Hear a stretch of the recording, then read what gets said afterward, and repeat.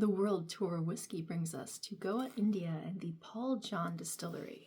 The expression we have today is brilliance from the Paul John Distillery. This is an unpeated expression coming in at 46%. This has a nice golden amber hue to it. And one of the things that I do find with whiskeys from India and other warm weather climates is they do tend to pull more oak out of the barrels.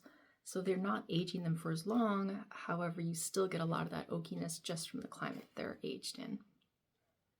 And the legs on here, when you give it a swirl, you're waiting for them to develop. So this must be a decently high oil content. I'm excited to give this a try. Nice viscosity. It smells very bright, like more apricot kind of fruit. It's lightly sweet, like some sort of tropical flower that's not too heavy, just wafting in the breeze. With just like a hint of cardamom or something. It really does seem lovely. I know the area is known for beaches, so if you are in the area for resort or vacation, they do distillery tours, so putting that on the bucket list.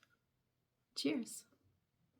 So the palate on this comes out very tropical fruit, like papaya. You do still have the apricot, that kind of citrusy note in there, but like the intense kind of citrus and apricot sort of flavor.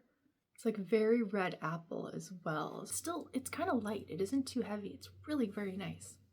I will say the finish doesn't linger all that long, which can be nice. Again, if you're somewhere warm, if it's summer, I do like this kind of thing in the summer where it doesn't feel like it's staying there for a really long time when you're already like overheated and too hot. It just sort of is this like, it's just sort of this like refreshing sort of punchiness, and then it just sort of fades quickly. I don't know, I really find I like that better in the summer. That is definitely something I like about Paul John, is it's not too much tannin from the oak. Like there's a little bit there, but there's a little bit there in the same way there's a little bit in like a Sauvignon Blanc. Like there's not too much, but you need something.